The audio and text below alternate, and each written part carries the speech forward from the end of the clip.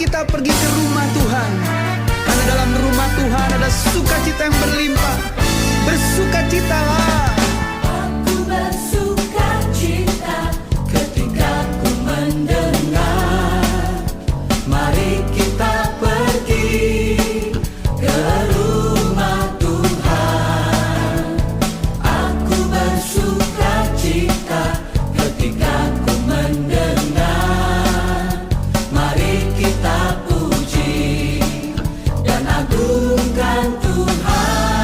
Kemuliaan-Mu nyata di dalam bait-Mu, gereja-Mu dipulihkan di dalam kekudusan, firman-Mu dinyatakan di tengah umat-Mu, sukacita melimpah di dalam rumah Tuhan. Sekarang yang pria nyanyikan lagu ini dengan sukacita.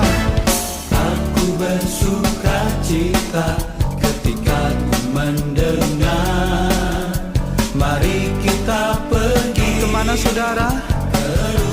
Ya, ke rumah Tuhan yang wanita. Aku bersukacita ketika ku mendengar, Puji Dia, mari kita puji agungkan nama Tuhan. agungkan Mari bersama-sama kemuliaan-Mu. Kemuliaan-Mu nyata di dalam bait-Mu, gereja-Mu dipulihkan di dalam kekudusan.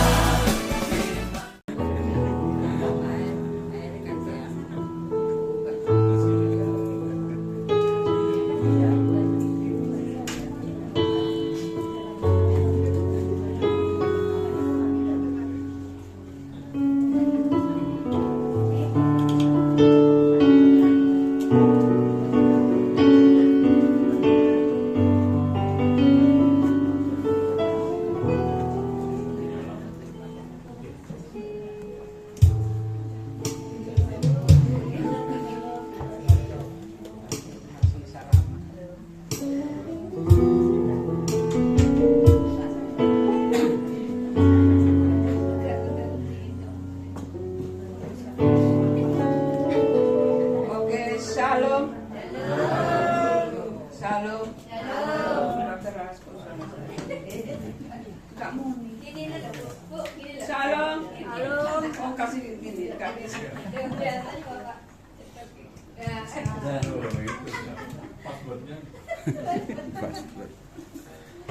Haleluya. Semua sukacita ya. Semua hari ini diberkati. Diberkati apa? Kesehatan itu yang nomor satu. Sudah siapa yang ulang tahun hari ini? Mas Hendro katanya. Atau Pak Dokter? Nonton kedua kali. Pak Dokter, kita nggak punya obat. Karena kita nanti dikasih obat sama Pak Dokter kalau ulang tahun. Haleluya. Puji Tuhan, mari kita pada malam hari ini kita mau datang di hadapan hadirat Tuhan. Maka sesuatu yang selama ini kita gumulkan, masalah persoalan, biarlah itu di belakang dan kita mengutamakan Tuhan Yesus di depan dan bersama-sama dengan kita pada malam hari ini. Bapakku datang menyembahmu di sini.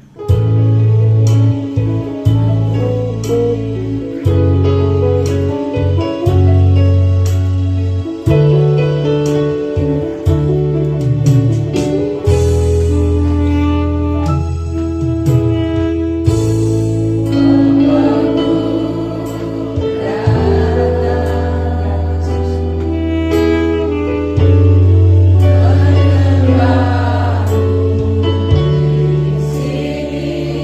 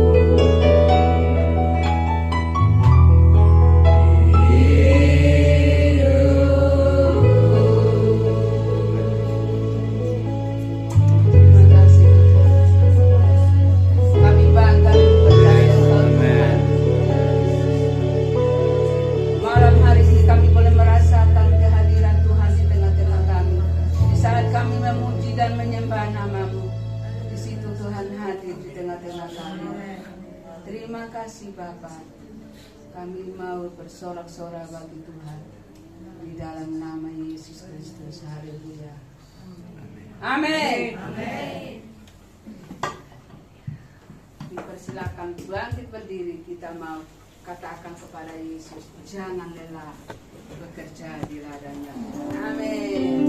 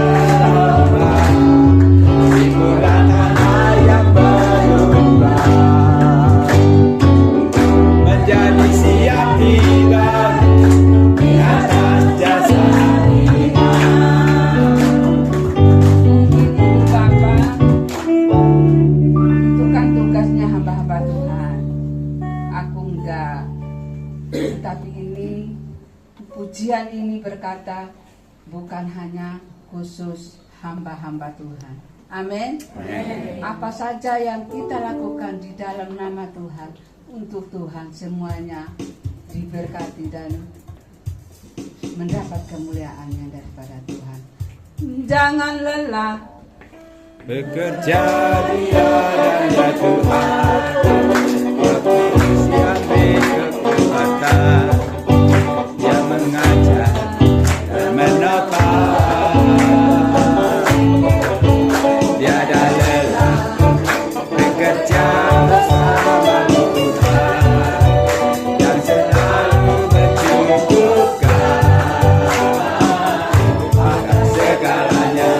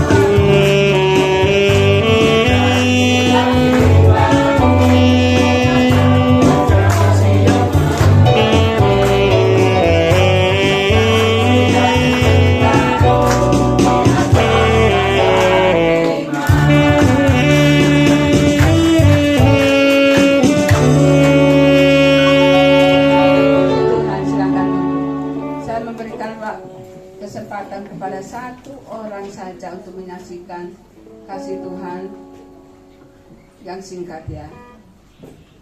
Monggo Bu Lati.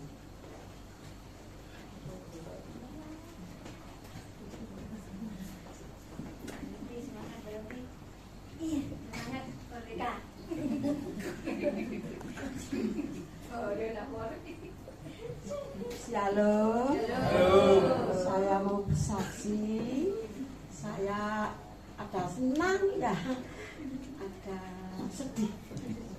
Saya sejak dua minggu ini saya punya saya ini sebenarnya cuma saya minta semangat, sukacita sama Tuhan, rindu sama Tuhan sungguh. Saya ini ketekanan mantu saya tidak tambah senang, tambah susah. Ya sungguh, soalnya ini loh, saya dulu ngomong cucu saya ditinggal ayah almarhum, lagi anak saya sing perempuan mantu, terus anak saya ini sing mantu saya ini bawa orang lagi, terus dinikah di rumah saya, tidak tahu apa. Terus anak cucu saya ini saya ngomong si kecil, mau diajak saya tidak boleh, soalnya itu anak saya, sing dulu itu anak saya. Nanti anak cucu saya tidak mau ikut mamanya, tidak mau. Terus gini, Dok, kalau melok mamamu apa melok emak? Aku melok emak aja, tadi aku melok emak aja, aku sakit memang. Oh iya ya, ya lah lu ikut emak ya ya. Cuma saya minta Tuhan, saya minta kuat loh Tuhan, minta kuat. Sungguh Tuhan ini cucu saya pegang. Tuhan tolong saya kasihkan saya sama Tuhan. Ya apa saya bela itu cucu saya mulai kecil sampai 7 tahun. Cuma anaknya nggak mau ikut. Saya minta kekuatan sama Tuhan, terus minta Tuhan. Saya semangatan, sukacita, damai sejahtera sama Tuhan. Saya akan puji-pujian kekuatanku di hidupku.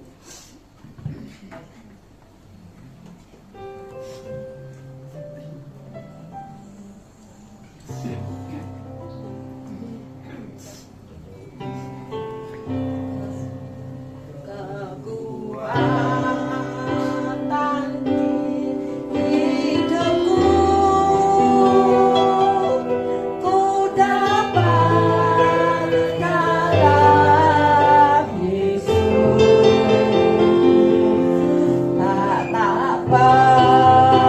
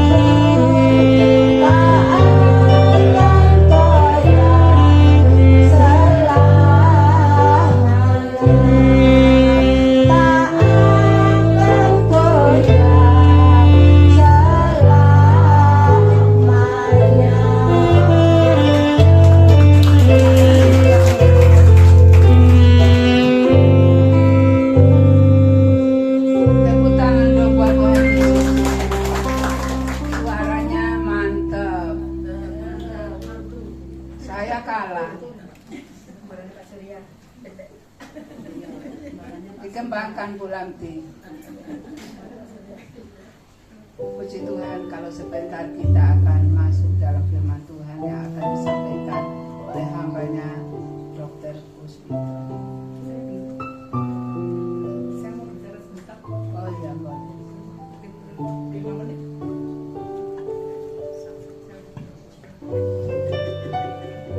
Selamat malam, Ibu semua, suka para gembala. Hari ini saya bersuka cita sekali karena kedatangan keponakan saya, Dr. Dondo, Dr. Puspito. Dia adalah suami dari ponakan saya, jadi menantu dari kakak kandung saya. Saya bangga dengan Dr. Puspito karena dalam kehidupan ini dia benar-benar mempraktekkan ajaran-ajaran dari Yesus Kristus. Dan saya bangga sekali. Mohon ajaran dari para gembala untuk membimbing saya.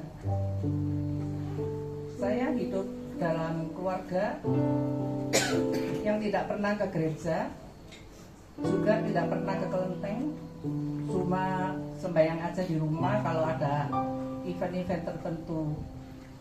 Jadi mertua Bapak Puspito ini pernah mengatakan, di mana sih alamat Tuhan itu? Alamat Tuhan itu di RT mana? RW berapa? Gitu. Jadi bertolak kehidupan dengan menantunya Dr. Puspito.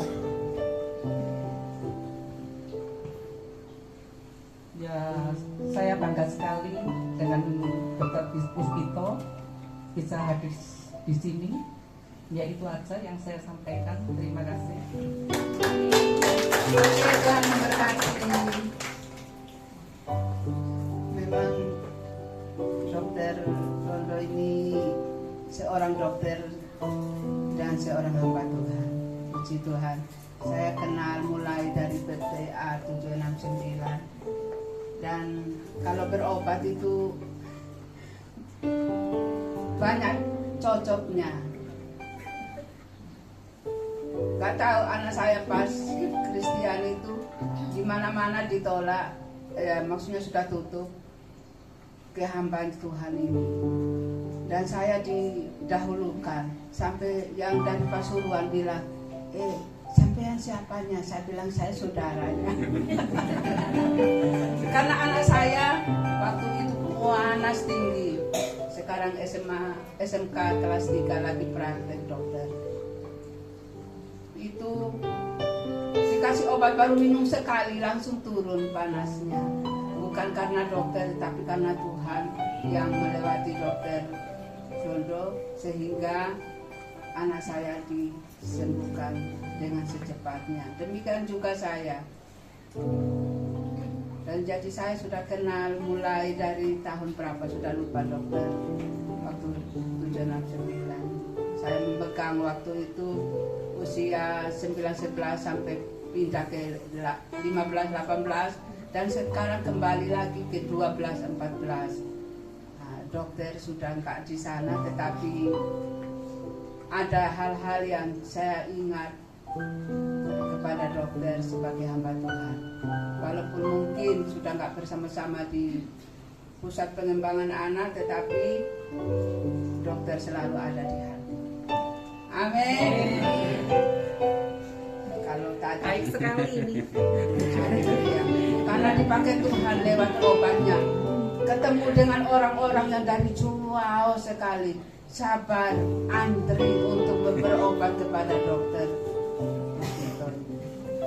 Itu yang saya luar biasa menjadi, belum jadi hamba Tuhan, tetapi sudah menjadi berkat bagi banyak orang. Orang-orang kerudungan, mereka bilang, wih, cocok sekali aku di sini, biar jauh saya tempuh saja. Menurut kesaksian mereka sendiri. Makanya saya bilang, belum jadi hamba Tuhan 100%, tapi sudah dipakai oleh Tuhan menjadi berkat bagi banyak orang, khususnya orang-orang yang kerudungan itu. Ya, jadi puji Tuhan sekarang sudah menjadi hamba Tuhan secara full time. Sekarang walaupun mungkin masih ada profesinya sebagai dokter, tetapi sudah dipakai oleh Tuhan semakin luar biasa. Lewat firman Tuhan yang akan disampaikan malam hari ini, mari kita siapkan hati kita supaya apabila seorang hamba Tuhan berbicara, maka ada yang kita dapat dari dalamnya, yaitu menjadi berkat dalam kehidupan kita. Amin. Dari semula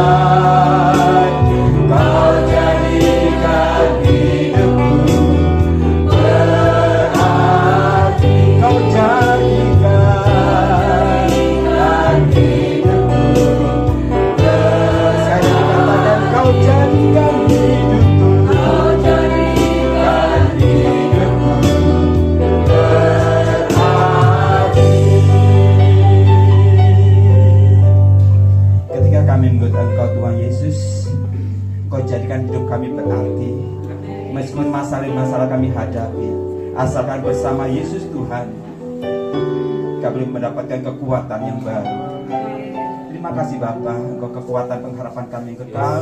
Kami siap dengarkan firman-Mu dan hormat, pujian dan kuasa nah bagi Yesus Tuhan, demi nama Tuhan kami Yesus Sang Mesias, Tuhan Juru Selamat kami yang akan membawa kami ke tempat-Mu, hidup kekal di surga sampai selama-lamanya. Kami siap dengarkan firman-Mu. Bersama kita katakan amin. Haleluya. Silakan duduk kembali. Bersyukur bisa bersama Bapak Ibu sekalian tempat ini yang kedua kali. Semoga tidak bosan dengan saya ya.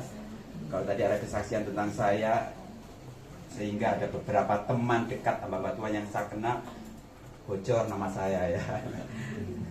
Yang tahunya kan Puspito, akhirnya tahu nama saya Dodo panggilan kecil ya. Kalau itu nggak tahu Saya dulu ya. nggak kenal Puspito.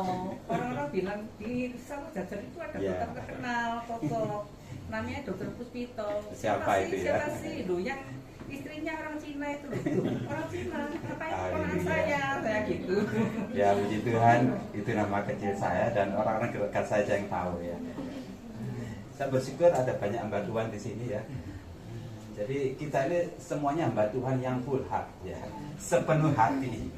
Mungkin tidak ada yang, atau hanya sedikit beberapa yang full time ya, tapi yang pasti Tuhan inginkan kita ini sepenuh hati. Setiap saat, setiap waktu hati kita bagi Yesus Tuhan.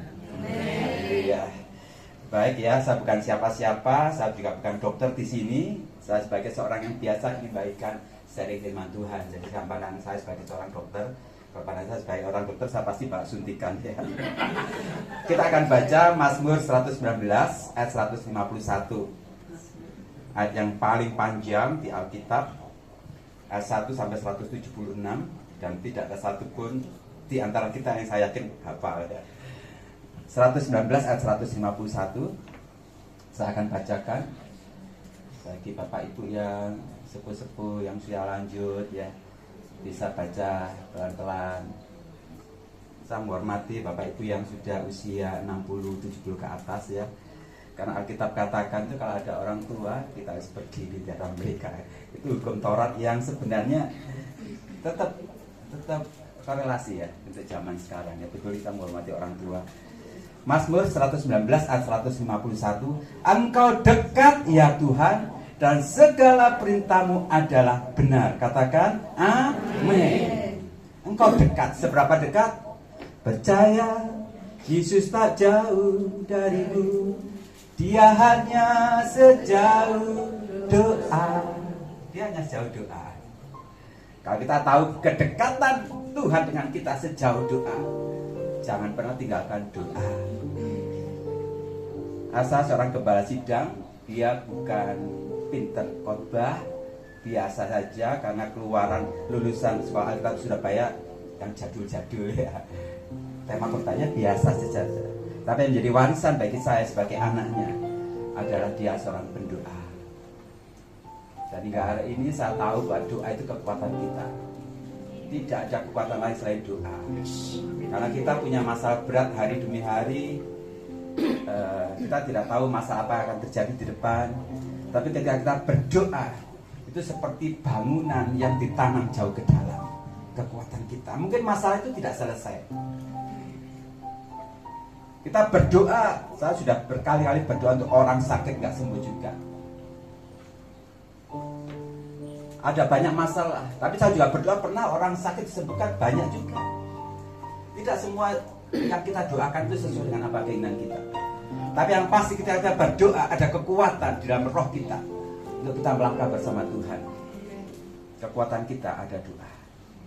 Dikatakan segala perintahmu adalah benar. Apa itu perintah Tuhan? Perintah Tuhan adalah perkataan Tuhan. Atau dalam bahasa Arabnya firman. Di dalam bahasa Yunani ada logos. Di dalam bahasa Ibrani dafarnya Elohim gitu. Atau bahasa Jawa gampangan omongane Gusti Yesus kan gitu. Perintah Tuhan dan perkataan Tuhan yang harus kita taati. Sederhana kan? Perkataan Tuhan, firman ilahi yang harus kita taati. Apakah ada firman Tuhan yang tidak kita taati? Ada. Yang paling kita senang adalah janji Tuhan. Kita nggak taat tapi kita terima dan kita percaya. Dan jujur kalau kita dipilih, suka janji Tuhan, apakah suka perintah Tuhan? Jujur? Janji. Kita suka janji Tuhan dibanding perintah. Sama seperti anak kecil. Suka dijanjeni papa mamanya atau suka diperintah-perintah? Kan gitu. Suka diberikan janji, dan janji papa mama selalu digenapi. Dia menjanjikan apa? Digenapi. Tapi sebagai orang percaya dalam Tuhan Yesus, Harus ada keseimbangan. Kita suka janji Tuhan, juga suka perintah Tuhan. Itu menjadi orang Kristen yang berkenan. Karena hari-hari ini ada banyak gereja yang sudah sadar, yang dikejar bukan berkat Tuhan, tetapi yang dikejar perkenanan Tuhan. Hidup benar di hadapan Tuhan. Dan bahasa simpelnya adalah hidup mentaati firman Tuhan. Ada dua hal yang saya renungkan tentang perintah Tuhan. Jadi perintah itu adalah sesuatu yang Tuhan perintahkan supaya kita nurut, supaya kita manut. Yang pertama, perintah Tuhan itu gampang banget, mudah sekali. Jangan berpikir saya diperintah Tuhan kok sulit banget. Nah, kita akan lihat kenapa kok jadi sulit. Perintah Tuhan selalu mudah. Dia sebagai bapak, kita sebagai anaknya, nggak mungkin bapaknya menyuruh anaknya sesuatu yang sulit. Selalu mudah. Nanti akan buktikan. Yang kedua, perintah Tuhan adalah awal dari kebaikan demi kebaikan terjadi dalam hidup kita. Kalau dia memerintahkan sesuatu, berarti dia tahu kalau kita nurut, kita manut, itu adalah kebaikan yang akan kita terima. Kemuliaan demi kemuliaan, bahkan boleh saya katakan mujizat terjadi. Sebaliknya, kalau kita nggak nurut, kita nggak manut, kita berontak, sakar PDW, itu awal dari musibah terjadi, awal dari malapetaka terjadi, atau boleh saya katakan dalam bahasa Alkitab, awal dari kutukan terjadi. Kalau kita nggak nurut, buktinya gampang banget. Adam dan Hawa kan nggak nurut. Beritanya mudah, jangan makan buah bertahan baik dan jahat. Beritanya mudah, nggak nurut, ya malapetaka hingga hari ini. Jadi ada dua, renungan ini mudah sekali perintah Tuhan, dan itu awal dari mujizat Tuhan di kemudian hari. Tapi kalau nggak nurut, awal dari malapetaka terjadi. Dan sekarang masalah kenapa banyak orang nggak nurut? Orang Kristen maksudnya. Kalau orang luar itu kita nggak ngomong ya. Kita yang hadir sini kebanyakan atau sering kali, saya sendiri sudah demikian, nggak nurut. Hidup sakarepe dhewe, disuruh ini nggak nurut, disuruh ini nggak manut. Jawabannya sederhana, karena pikiran dan logika kita lebih main, lebih dominan. Kita ini punya pikiran, punya akal. Kalau akal ini diletakkan lebih tinggi tingkatannya dari perintah atau firman Tuhan, kita pasti nggak nurut. Kita akan buktikan ya. Jadi kalau ikut Tuhan, kalau punya akal ditaruh dulu, firman Tuhan lebih tinggi tingkatannya. Ikut Tuhan, kita mengalami hal yang supranatural, hal-hal yang di luar nalar. Jangan pakai akal dan logika kita. Nggak mungkin terpikirkan orang yang buta sejak lahir, Tuhan meludah, ngaduk debu itu dengan ludahnya, dioleskan di mata itu dan dibasuh di kolam Siloam, tercelit. Nggak mungkin. Kalau saya waktu itu hadir di dekat itu, saya pasti yang pertama kali ngomong sama Tuhan, Tuhan ojo buat terus ngomong gitu. Tambah infeksi. Kira mau ada dokter yang pakai salep seperti itu, meludah bisa mudah-mudah, wah malah ya, masuk viral ya. Nggak masuk di akal.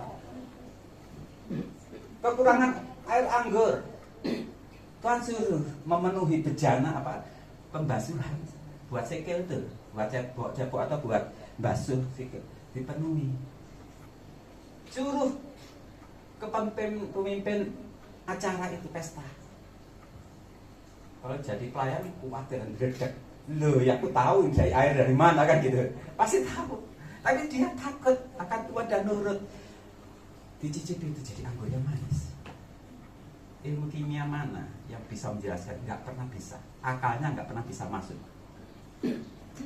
Jadi ke Tuhan, kita punya akal, punya pikiran, taruh itu di bawah otoritas firman Tuhan. Kita akan buktikan Lukas 5 ayat 4. Lukas 5 ayat 4, Injil Lukas 5 ayat 4 saya akan bacakan. Setelah selesai berbicara, Yesus berkata kepada Simon Petrus. Jadi Yesus khotbah di pinggir Danau Galilea. Mungkin ada di sini yang pernah ke Danau Galilea. Sepoi-sepoi ya. Mungkin posisi. Haleluya. Pak saya juga ini. Bu Petrus, haleluya. Tahu ya, sepoi-sepoi ya. Setelah khotbah, Yesus berkata kepada Simon Petrus, yang pertama perintahnya, perhatikan, bertolaklah ke tempat yang dalam. Saya tanya, sederhana saja, perintah ini mudah atau sulit?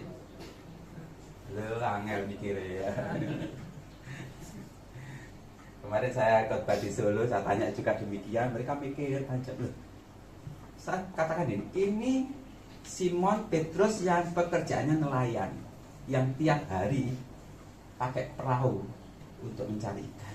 Kemudian perintah Tuhan Yesus apa? Bertolaklah ke tempat yang dalam. Gak usah dipikir suwe, yo gampang banget.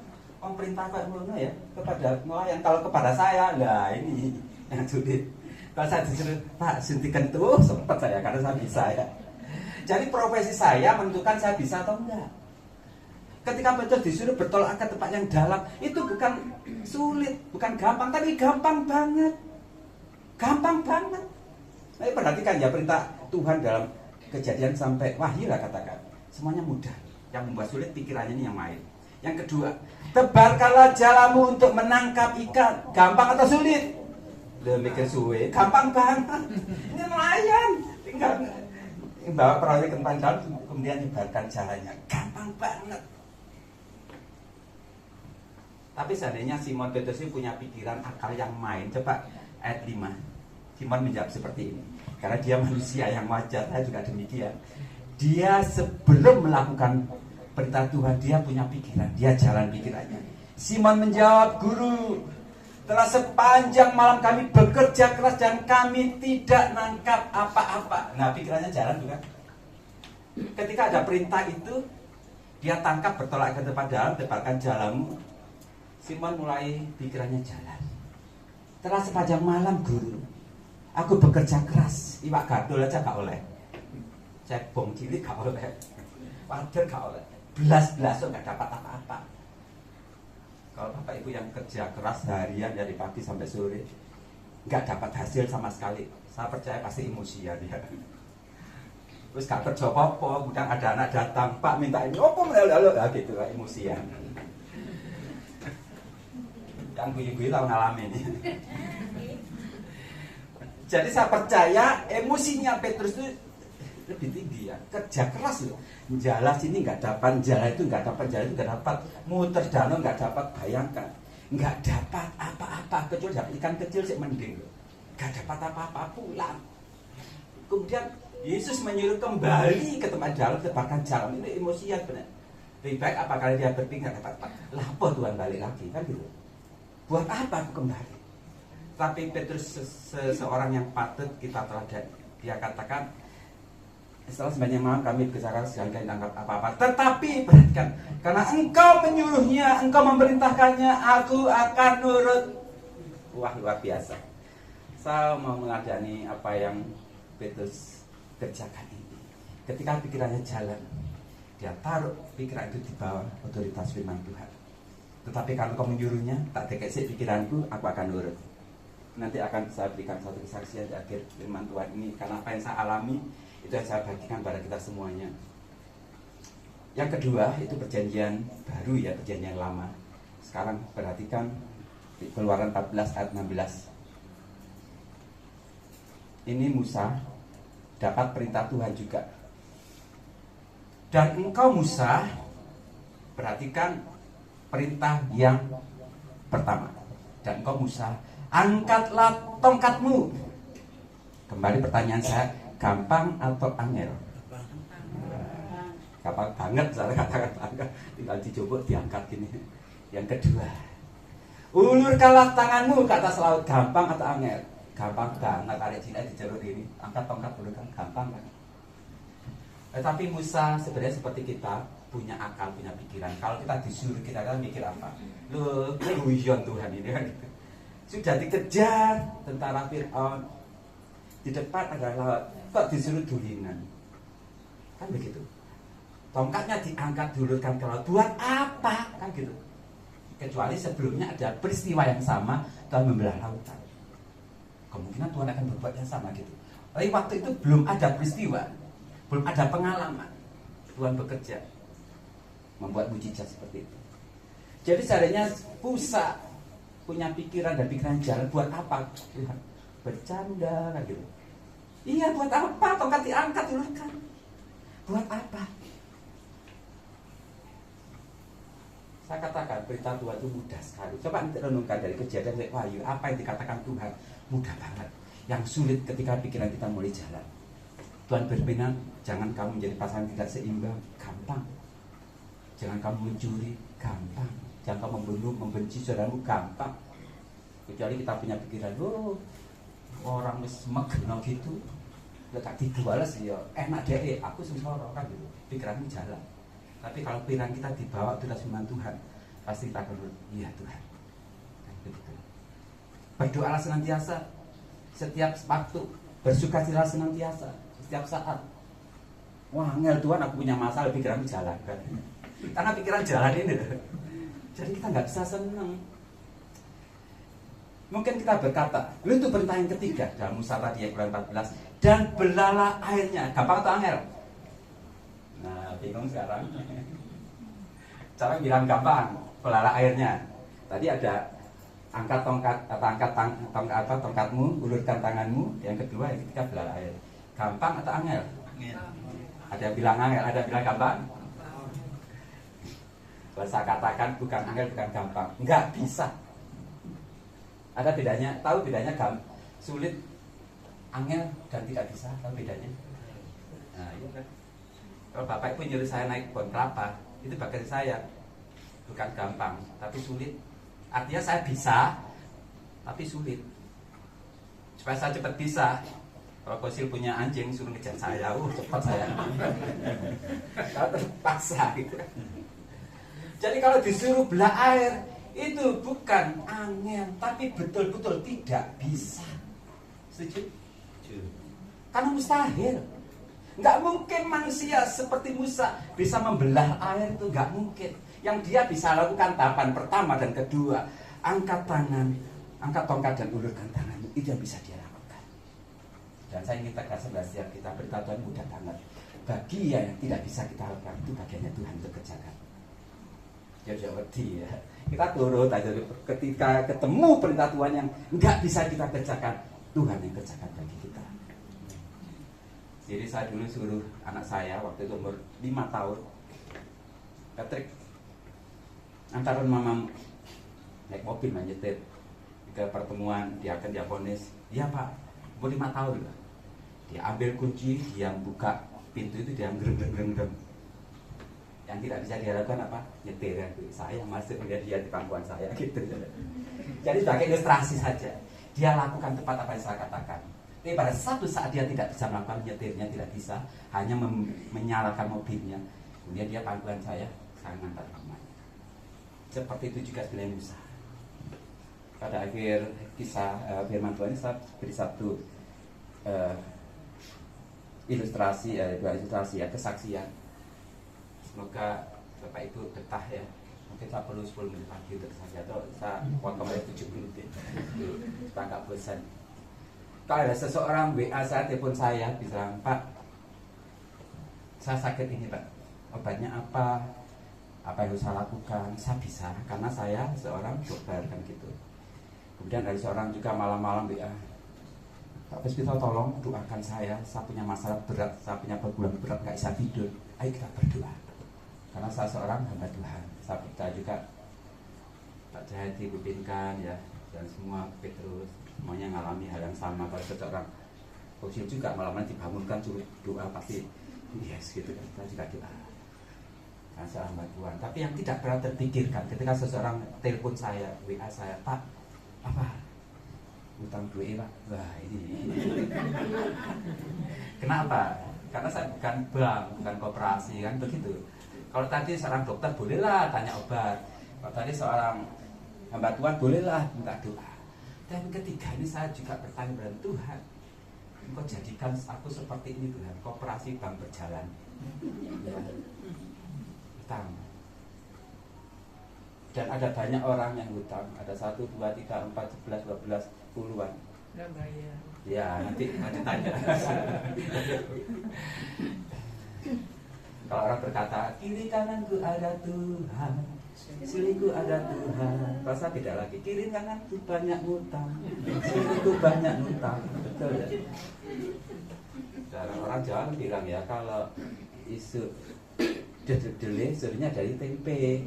Dia nangis-nangis, Pak, saya akan bayar Pak nanti tanggal 5 Pak. Betul, nanti pas saya arisan tanggal 5 1 belas. Wis bebek sesuk 6, 7, 8 bulan depan tahun depan 11. Saya ingin katakan bukan 1, 2 orang, puluhan orang. Bukan cuma saudara, bukan cuma tetangga, teman pelayanan berita pun ada. Ini bocoran pada para hamba Tuhan ya. Ada hamba Tuhan juga. Saya juga mikir, Tuhan, aku yang melarat, enggak suge juga enggak Tuhan. Tapi engkau tempatkan orang-orang menjengkelkan seperti itu. Betul ya? Kan apa? Sudah utang dengan melas, saya beri utangi, dia janji dan gak bayar. Ada juga sampai meninggal. Ada teman yang waktu itu saya ketok sumtrut ya, dia tanya, akhirnya saya keceplosan. Lah aku tahu, aku kan perlu duit itu ini. Tak tagih apa? Loh, saya keceplosan. Padahal saya nggak pernah ngomong. Ojo lah, nggak itu karang. Betul ya, kalau ada kesuan atau gereja ada yang saling berutang, tagih itu bisa itu karang ya. Bisa nggak ke gereja isi wah kan gitu, itu rame. Jadi saya ngadunya kepada siapa? Ya, Tuhan Yesus kan gitu. Tetap saya berdoa, Bapa, lembutkanlah hatinya untuk dapat membayar hutangnya. Saya dulu WL, saya ubah lagu. Jadi saya ingatkan pada para WL, coba ubah lagu ya. Saya ini sudah menyesal dan bertobat, nggak ubah lagu. Saya berdoa supaya Tuhan ubah hatinya, untuk dia ingat hutangnya dan bayaran kan gitu. Kadang-kadang Tuhan tempatkan orang menjengkelkan saudara kita untuk kita dilatih Tuhan. Kalau teman saya seperti Bu Petrus, Pak Edro, baik-baik gitu, senang gak ya? Tapi kapan saya bisa belajar, bisa melakukan firman Tuhan yang gitu? Tuhan tempatkan orang menjengkelkan saudara kita. Besi macam besi, manusia menajamkan samanya. Amsal 27 ayat 17. Tapi saya tetap berdoa, Tuhan lembutkan hatinya supaya dia ingat hutangnya. Saya itu pegel kadang-kala ya. Teman-teman pelayanan itu kalau ngomong dia hutang banyak. Shalom Pak Shalom, sampai kita lihat wajahnya, mau ini nggak utang, enggak. Saya juga nggak mau nagih, betul saya nggak mau nagih. Dipikirnya saya ini nggak perlu uang apa gitu. Saya ngomong sama Tuhan, tolong. Saat minta sungguh-sungguh Tuhan. Dan sama sekali Tuhan tidak menjawab apapun. Sehingga pada satu saat dalam satu doa malam Tuhan katakan apa?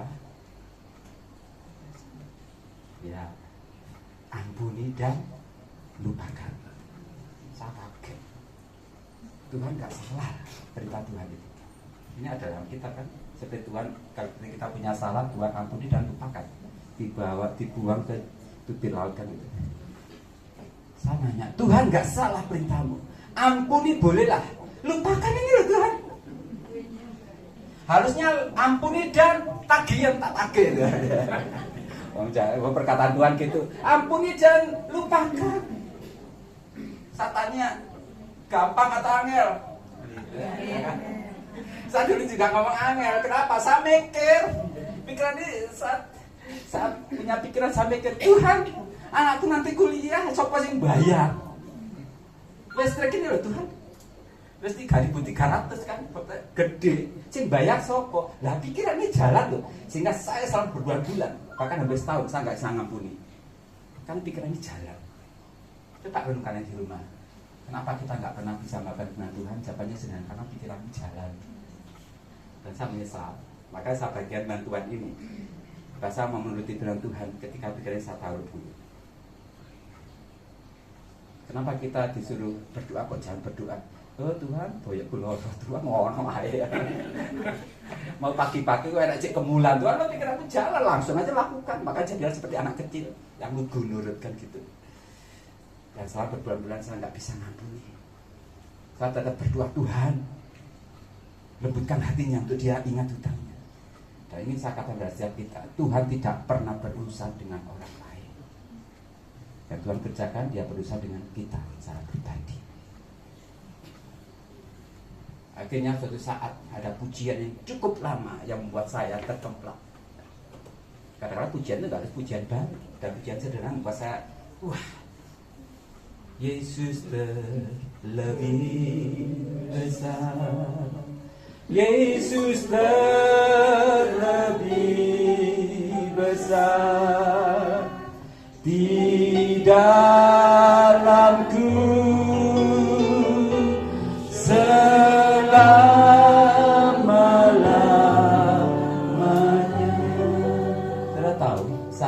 subur waktu itu. Sebelumnya saya jadi orang munafik di gereja dan orang lain tidak tahu. Kenapa saya katakan jadi orang munafik? Karena saya katakan salam, bersukacitalah. Dan berarti saya bersukacita dewi. Utang nggak dibayar. Kalau 10 juta, 50 juta, 100 juta mending saya dikumpulkan ratusan juta. Kalau buat beli daun untuk kita semua, waduh bisa berhari-hari kita kumpul dapat. Hari itu saya menangis di hadapan Tuhan. Tuhan, kau lebih besar.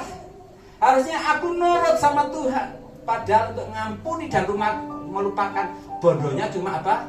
Berlutut dan ngomong. Kan enggak bondol yang sulit-sulit. Gampang banget. Saya tinggal ngomong, saya ampuni Tuhan dan saya lupakan, gampang. Dan hari itu juga saya bisa lakukan. Gampang. Kenapa? Waktu itu saya sudah tidak mikir apa yang terjadi. Buat aku kuliah di opo bunyi, opo enggak mikirkan lagi. Yang saya pikirkan Yesus terlebih besar dari hidupku. Amin. Jadi saya bisa melakukan. Jadi ketika saya bisa mengampuni itu kan ada kemerdekaan yang saya dapatkan. Kenapa kita bisa nurut firman Tuhan? Jawaban sederhana, ojo mikir yang aneh-aneh. Wes tinggal nurut aja. Tinggal nurut, ojo membenci saudaramu. Ojo mikir, waduh wes megeno orang itu. Aku difitnah. Ojo pikir, tinggal ampuni. Kasih, ampuni, kasih. Pikiran harus ditaruh dulu. Kalau kita pakai pikiran kita nggak mungkin bisa makan firman Tuhan. Kenapa ada mawe jatuh dosa? Karena dia mikir, oh enak buah itu. Oh dekati petik. Dia pikir kalau dia hanya berpikir firman Tuhan tidak boleh makan, pasti dia akan mentaati. Kenapa Yunus menolak perintah Tuhan pada awalnya?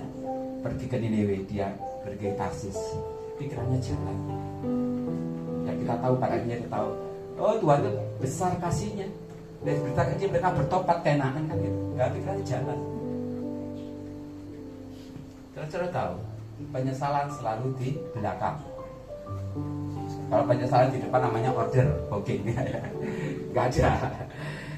Jadi penyerahan kerjaan saya menyesal waktu itu. Setelah saya ngampuni dan saya lupakan, saya menyesal. Penyesalan saya apa? Kok enggak dari dulu saya ampuni dia? Kok enggak dari dulu saya lupakan utangnya? Saya hidup dalam kemunafikan beberapa bulan, enggak nurut sama Tuhan. Kok enggak dari dulu Tuhan? Kenapa? Satu saat saya duduk di belakang meja, hitung berkat-Mu satu-satu, pujian yang cukup lama. Dan saya tersungkur kedua kaki di hadapan Tuhan kedua kalinya, dan saya nangis kedua kali di hadapan Tuhan. Kenapa? Apa yang saya pikirkan dulu bukan terjadi. Karena aku kuliah ini apa sekarang sudah selesai, nggak tahu cara Tuhan membayarnya. Dan ketika saya hitung berkat Tuhan yang terima jauh melebihi apa yang mereka ambil. Kok nggak dari dulu Tuhan? Kalau saya ampun dan lupakan, dari dulu aku terima berkat Tuhan yang berlebih. Kan begitu. Makanya nurut sama Tuhan, nurut sama firman Tuhan. Nggak angel. Yang angel karena pikiran kita jalan, kita percaya. Kenapa nggak nurut? Suruh datang ibadah nggak nurut, ada saja pikirannya. Payiku bolong Tuhan, kalau hudanan ya apa? Lu ada saudara seperti itu. Haleluya. Saya dulu setiap kita Bapak Ibu mentaati firman Tuhan lebih apa yang kita pikirkan, lebih apa yang kita logika pikiran kita, maka kita pasti kita akan nurut. Tuhan berkenan pada anaknya yang nurut. Ampuni, jangan membenci, kasihi, dan tetap berdoa senantiasa. Haleluya.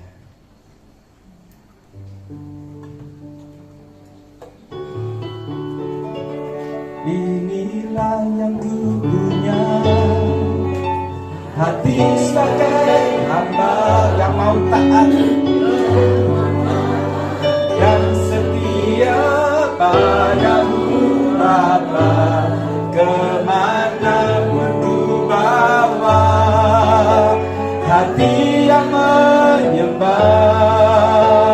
dalam roh dan kebenaran sampai selalu. Inilah yang ku punya, hati sebagai hamba-Mu Tuhan, yang mau taat dan setia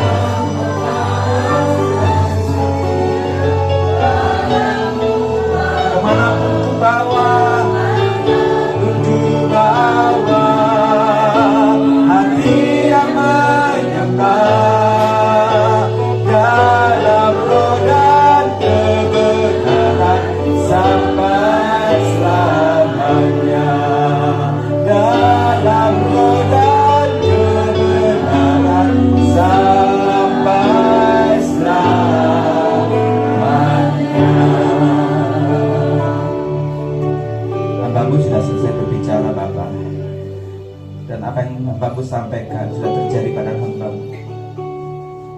Kami rindu menjadi anak-anakmu yang taat akan perintahmu, bukan sekedar bersuka akan setiap janjimu.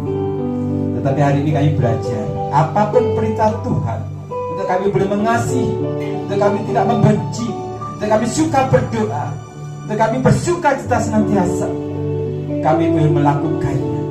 Karena kami rindu menjadi hambamu yang taat dan setia, yang menyenangkan hatimu, yang hidup berkenan di hatimu, menjadi anak kesayangan. Jemaat yang hadir saat ini Tuhan, apapun masalah kami rindu untuk kami tetap bertahan, untuk taat sebagai anak-anakmu, tidak jatuh dalam dosa, tidak jatuh dalam pemberontakan, tetapi Engkau mengangkat kami menjadi hamba-Mu yang setia sampai akhir. Terima kasih Bapa, karena kami tahu ketika kami melakukan perintah Tuhan, itu awal dari mujizat terjadi, awal dari kebaikan terjadi. Hormat, pujian, kuasa, kemuliaan hanya bagi Yesus Tuhan. Demi nama Tuhan kami Yesus Kristus, kekuatan pengharapan kami kekal, kami sudah berdoa. Bersama kita katakan amin. Haleluya, dan berkati kita. Terima kasih dokter, Tuhan memberkati.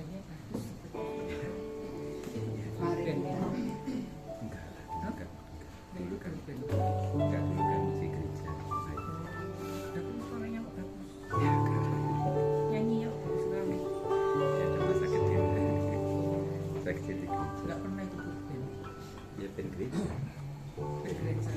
Mari kita satukan hati, kita berdoa salat. Bapa yang kami puji dan kami sembah dalam nama Tuhan Yesus, kami bersatu hati, kami berdoa untuk bangsa dan negara kami. Kami serahkan bangsa ini ke dalam tangan kuasa-Mu. Engkau jamah pemimpin kami, Engkau jamah setiap pejabat yang menjalankan roda pemerintahan ini, sehingga mereka mempunyai rasa takut akan Engkau. Beri hikmat bagi mereka untuk menjalankan roda pemerintahan, sehingga kami sebagai warganya memperoleh hidup yang baik, yang layak Tuhan. Tuhan, kami rindu dan kami percaya bangsa ini Engkau pulihkan Tuhan. Kami juga berdoa untuk persekutuan tempat ini. Terima kasih Tuhan, kalau sampai hari ini kami bisa bebas beribadah, semua karena kemurahan-Mu Tuhan. Biar lewat tempat ini Tuhan, setiap pujian yang kami naikkan didengar oleh tetangga kiri kanan depan belakang, jadi berkat bagi mereka Tuhan. Dan kami percaya setiap doa-doa kami yang kami naikkan dari tempat ini, Engkau pasti mengabulkan. Amin. Kami juga berdoa untuk Ibu Gembala kami, Ibu Beatrice Budi. Kami bersyukur untuk pemberian atas dia Tuhan. Sampai hari ini kami melihat bahwa penyertaan atasnya sempurna. Dan Tuhan, Engkau berkati kesehatannya, tambah-tambah hikmat marifat atasnya, sehingga dimanapun dia melayani Engkau, nama-Mu semakin dipermuliakan. Dan kami percaya apa yang menjadi doa-doa permohonan ini Engkau pasti mengabulkan. Kami juga berdoa untuk Ibu Swan yang hari Selasa akan menjalani operasi saraf kejepit di Solo. Tuhan, kami mohon kemurahan-Mu, Engkau berbelas kasihan untuk menjamah, memberkati, Engkau beri hikmat bagi tim medis, sehingga semua berjalan dengan lancar Tuhan. Sembuh sempurna Tuhan, peralatan obat-obatan yang dipakai Engkau kuduskan Tuhan. Dan biarlah Tuhan, lewat kesembuhan ini nama-Mu dipermuliakan. Dan juga berdoa untuk Ibu Misia yang kakinya sakit, dan Bu Yayu yang sakit. Kami berdoa Tuhan, Engkau juga jamah Tuhan, dan kami percaya kesembuhan sudah terjadi. Tuhan, kami serahkan seluruh doa-doa kami dalam satu nama yang ajaib, yang layak dipuji dan disembah, Tuhan Yesus Kristus. Haleluya. Amin. Mari kita bangkit berdiri dan kita akan akhiri ibadah kita pada Bapa besar. Bisa mohon hambanya Bapak Cahyadi doa. Bapa besar, perbuatanmu ajaib, rasa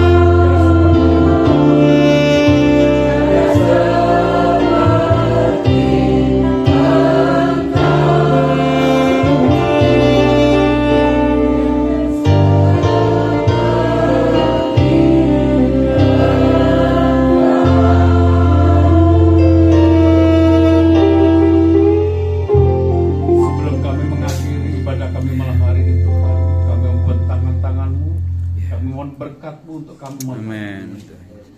kasih karunia damai sejahtera dari Allah Bapa, cinta kasih dari Tuhan Yesus Kristus, di dalam persekutuan yang manis dengan Roh Kudus, yang terus memberkati kehidupan saudara, memberkati masa depan saudara, memberkati rumah tangga dan pernikahan saudara, dan terus memberkati setiap usaha pekerjaan saudara mulai hari ini, sekarang dan sampai selama-lamanya. Yang percaya sama katakan Amin.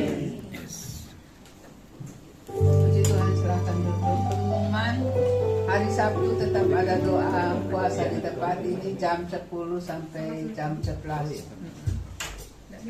Bagi ibu-ibu yang bisa punya waktu, dipersilakan. Tuhan Yesus memberkati. Shalom. Shalom.